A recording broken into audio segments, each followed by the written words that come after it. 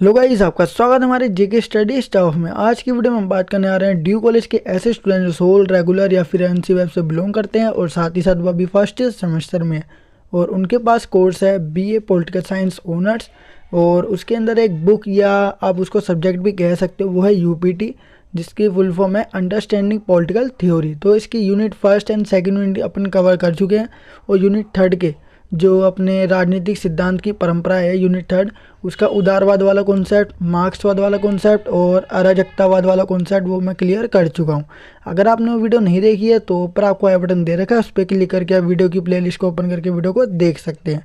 So guys, इस video में हम बात करेंगे रूढ़िवाद के बारे में, मतलब कंजर्वेटिज्म जो है उसके बारे में। हम पूरा का पूरा जो कॉन्सेप्ट है जो आपके सिलेबस से रिलेटेड है उसके बारे में हम इस वीडियो में बात करेंगे। तो वीडियो को स्टार्टिंग से लेकर एंड तक जोड़ देखना। तो चलते हैं अपनी वीडियो की ओर एंड शुरू करते हैं अपनी video. So without wasting time let's begin our video.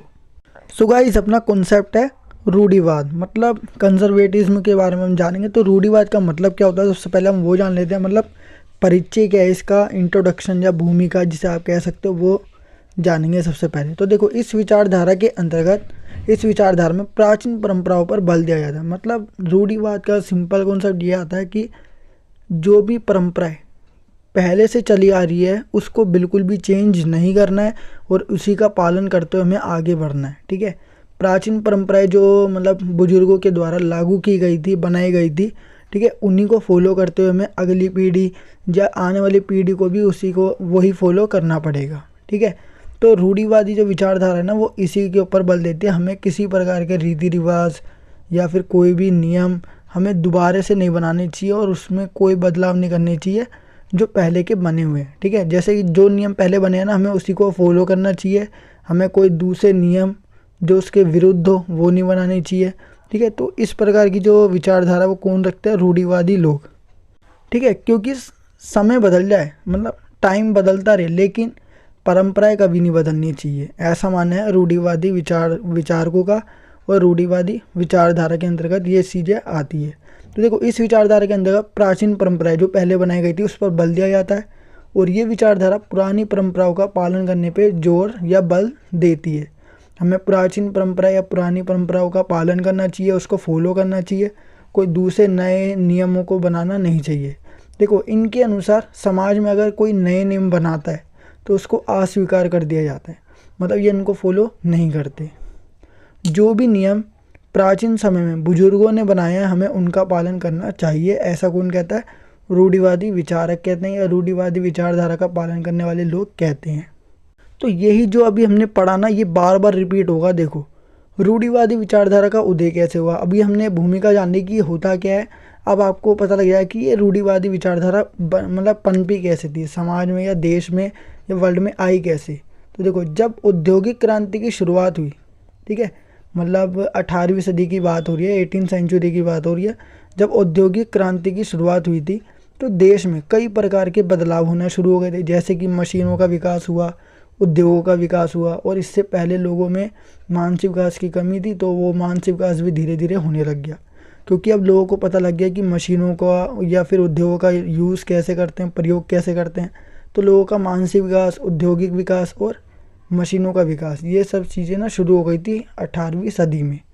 ठीक है, तो लोगों का मानसिक विकास बढ़ता गया तथा इसी बीच क्या हुआ, रूढ़िवादी विचारधारा का भी जन्म हुआ। देखो, लोगों में जब विचारधारा मतलब मानसिक विकास होता है तो अलग अलग प्रकार की विचारधारा का क्या हो जाता है, जन्म हो जाता है। ठीक है, लोगों में समझ आ गई तो लोग क्या बनाने लग जाते हैं, विचारधारा, कि इस प्रकार की विचारधारा ठीक है और इस प्रकार की विचारधारा गलत है। तो ऐसी एक विचारधारा थी, जैसे हम उदारवादी विचारधारा के बारे में पढ़ चुके हैं। ठीक है, और दूसरा हमने पढ़ा था मार्क्सवादी विचारधारा के बारे में, तीसरा पढ़ा था अराजकतावाद के बारे में, और ये फोर्थ अपना रूढ़िवाद। तो ये जितनी भी आई है ना विचारधारा, ये सारी की सारी कब आई है, जब मनुष्य का मानसिक विकास होना शुरू हो गया था। ये औद्योगिक क्रांति जब आई थी ना, उसके बाद या उससे थोड़ा समय पहले ये चारों विचारधारा क्या हो गई थी, समाज में बनने लगी थी। लोगों ने क्या करा था, ये विचारधारा मतलब इसके बारे में सोचने लग गए और इसी में क्या हो गए, शामिल हो गए। तो देखो, लोगों का मानसिक विकास बढ़ता गया तथा इसी बीच रूढ़िवादी विचारधारा का क्या हो गया था, जन्म हो गया था। अब बात करते हैं रूढ़िवाद की मान्यताएं, मतलब रूढ़िवादी विचारकों की मान्यताएं क्या है, वो किस चीज़ को मानते हैं और किस चीज़ को मना कर देते हैं, मतलब किस चीज़ को मान्यता देते हैं, किस चीज़ को मानते हैं और किसको नहीं मानते, वो देखेंगे। अब पहला है रूढ़िवाद संरक्षण की इच्छा पर जोर देते हैं, मतलब संरक्षण होता है सुरक्षा, ठीक है। तो देखो रूढ़िवाद संरक्षण की इच्छा पर जोर देता है, जिसमें परंपराओं के गुणों स्थापित मतलब बनाए गए रीति रिवाजों को बनाए रखने पर जोर दिया जाता है। जो भी नियम परंपराएं गुण जो भी बनाए गए हैं ना पहले रीति रिवाज, उनको बनाए रखने पर जोर देता है कि इनको हमें बदलना नहीं चाहिए, यही बना के रखो जो बन चुके हैं। ये परंपराएं जो होती है विश्वास नहीं होती है, मतलब विश्वास के लायक होती है जो भी प्राचीन परंपराएं होती है। रूढ़िवाद के अनुसार इन परंपराओं को आने वाली पीढ़ियों के लाभ और संरक्षण के लिए बचाए जाने की ज़रूरत है। मतलब जो भी नियम कायदे कानून बनाए गए हैं बुजुर्गों के द्वारा या प्राचीन समय में, हमें उन्हीं का पालन करना चाहिए और आने वाली पीढ़ियों को भी यही बताना चाहिए कि तुम्हें भी इस प्रकार के नियमों को फॉलो करना है, जिस प्रकार के नियम हमने बनाए हैं या पहले बनाए गए थे, और इसमें किसी प्रकार का कोई बदलाव नहीं करना है। तो रूढ़िवाद संरक्षण की इच्छा पर जोर देता है, आने वाली पीढ़ियों को क्या मिलेगी, सुरक्षा मिलेगी, क्योंकि हो सकता है कि जो नए कायदे कानून या नियम रीति रिवाज बनाए जाए उससे मनुष्य को लाभ ना हो, उससे मनुष्य को खतरा हो। तो यही विचारधारा कौन कहते हैं, रूढ़िवादी लोग रखते हैं कि अगर नियमों में चेंज किया जाएगा, रीति रिवाजों में चेंज या बदलाव किया जाएगा तो ये समाज और देश के लिए खतरा हो सकता है। लेकिन हमें आने वाली पीढ़ी को क्या करना चाहिए, प्राचीन परंपरा और रीति रिवाजों का पालन करना चाहिए, क्योंकि वो क्या है, विश्वसनीय है, क्योंकि उनका पालन उन्होंने भी किया और हमें भी करना चाहिए, ये कहते हैं। अब देखो दूसरा क्या बोला गया, मानव की अपूर्णता है। रूढ़िवाद मानव के स्वभाव की, मतलब मनुष्य का जो भी स्वभाव है उसकी स्वतंत्र छवि को नकारते हैं, मतलब जो भी आज़ाद छवि है उनकी इमेज है उसको क्या कर देते हैं, नकार देते हैं। स्वार्थ, लालच, शक्ति की भूख के कारण मानव नैतिक रूप से भ्रष्ट होते जाते हैं। मतलब वही है व्यक्ति में देखो मानव की अपूर्णता में ये आता है कि ये ना रूढ़िवादी क्या है, मनुष्य के अंदर कमियां निकालते हैं। मनुष्य कैसा है, स्वार्थ है, बहुत ज़्यादा स्वार्थी है और लालचों से भरा हुआ है, शक्ति की भूख है, उसके कारण मानव नैतिक रूप से, ठीक है, भ्रष्ट होते जाते हैं। ये बताता कौन, रूढ़िवादी विचारक कहते हैं। तीसरा है संपत्ति। रूढ़िवाद के अनुसार संपत्ति की हकदारी का होना बहुत ज़्यादा ज़रूरी है। किसी ने मतलब संपत्ति जिसकी है उसका हकदार भी किसी ना किसी को होना चाहिए, क्योंकि संपत्ति क्या करेगी, व्यक्ति को सुरक्षित रख सकती है देश में या दुनिया में। अब आता है अपना रूढ़िवादी विचारधारा की विशेषताएं क्या है वो देखते हैं। ये सबसे इजी टॉपिक है और सबसे इम्पोर्टेंट भी यही है। तो देखो समाज में किसी भी प्रकार के परिवर्तन का रूढ़िवादी जो विचारक हैं या विचारधारा है, जो भी इसके अंदर लोग आते हैं वो क्या करते हैं, इसका विरोध। मतलब समाज में किसी प्रकार का अगर परिवर्तन होता है, समाज में कोई तुमने परिवर्तन कर दिया, जैसे कि आर्थिक नीति लिया है, ठीक है, और बहुत सारी चीज़ें अगर समाज में हो जाती है, राजनीति, ठीक है, आर्थिक आधार पर और सामाजिक और सांस्कृतिक, अगर किसी प्रकार का क्या होता है बदलाव होता है तो ये क्या मानते हैं, उसको खतरा भी मानते हैं और साथ साथ उसका विरोध भी करते हैं कि हम इसका पालन नहीं करेंगे, और जो नए नियम कायदे कानून बनाए जाते हैं उनका भी पालन ये नहीं करते, क्योंकि इनको क्या चाहिए, प्राचीन परंपराएं, रीति रिवाज, कानून और वही चीज़ें चाहिए प्राचीन जो पहले हुआ करती थी। दूसरा है ये आदर्शवाद की जगह यथार्थवाद पर विश्वास करते हैं। देखो आदर्शवाद और यथार्थवाद का मतलब क्या होता है मैं बता देता हूँ। आदर्शवाद के अंतर्गत ना एडवाइस के तौर पे दिया जाता है, ठीक है, मतलब ये करना चाहिए, ये होना चाहिए, ये नहीं होना चाहिए। तो होना चाहिए नहीं होना चाहिए तो फ्यूचर के ऊपर जाएगा फिर तो, ठीक है, मतलब हमारी सरकार को इस प्रकार के नियम लागू करने चाहिए, ठीक है, तो ये आदर्शवाद में आ जाएगा। तो इसको ना ये नकार देते हैं, बल्कि किसको मानते हैं, यथार्थवाद, मतलब क्या है और क्या हो रहा है उसके ऊपर भरोसा करते हैं, ना कि क्या होना चाहिए और नहीं होना चाहिए उस पर भरोसा ये नहीं करते। आदर्शवाद में लास्ट वाला जो आएगा वर्ड वो चाहिए में आएगा। यथार्थवाद में क्या हो रहा है और है उस पर विश्वास कौन करता है, यथार्थवाद पे विश्वास करता है रूढ़िवादी, और आदर्शवाद पे भरोसा ये नहीं करते।